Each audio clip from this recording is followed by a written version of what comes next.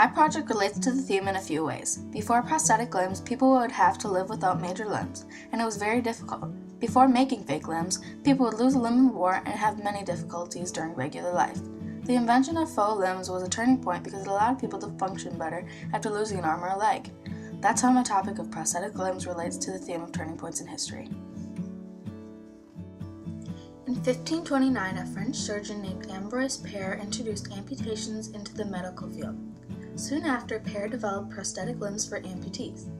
Since then, prosthetic limbs have been improved and modified by many other people. The materials that prosthetic limbs are made from have also innovated over the years. They used to be made of really basic materials such as wood, iron, and copper. They were held together with leather. It all depends on when and where they were made. According to my research, prosthetic care started in the 5th Egyptian dynasty. That's about 2750 to 2625 BC. Around 500 BC was when the earliest written reference was known to a prosthetic limb. Today, there is still a limb dating all the way back to 300 BC. It was made of wood and copper in Italy. Nowadays, most prosthetic limbs are made of composite materials like fiber-reinforced polyester resin. The weight of a prosthetic limb will vary. It depends on the size and the materials used to make it. Particularly, prosthetic legs and feet have to go through a lot of testing because they have to be able to withstand lots of pressure and use. Prosthetic hands and arms need to be able to accomplish simple yet complex tasks like handwriting. Each limb consists of many parts: the limb itself, the socket, which is the joint between the prosthetic limb and the body, the attachment mechanism, and the control system. The construction of limbs depends on the functions that are needed. Body-powered limbs are controlled by connecting cables. Depending on what kind of limb you have, you may need different attachments. In 1863, prosthetic legs were made so that they fasten the body socket to the limb.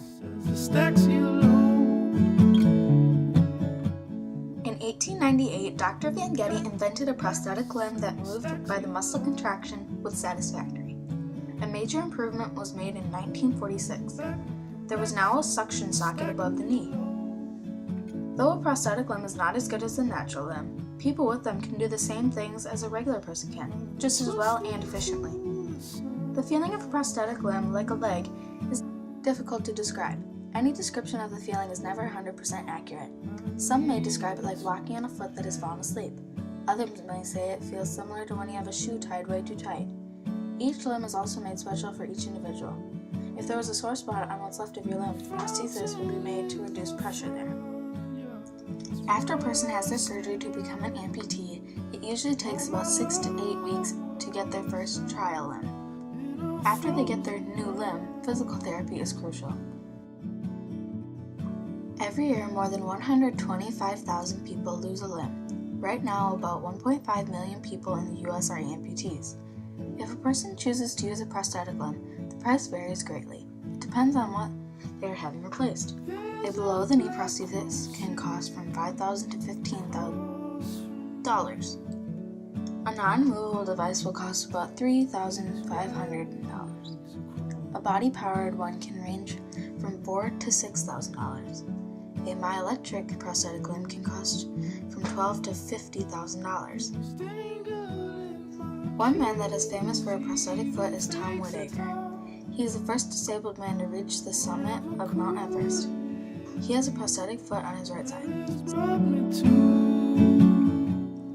Something people may not know is that not only humans can have prosthetic limbs, many animals have prosthetic legs.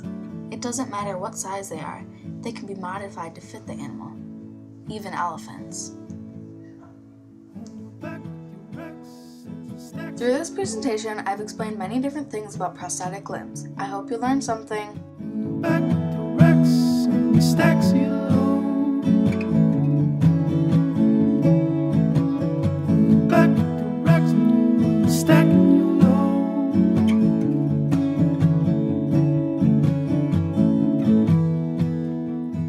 This is not the song.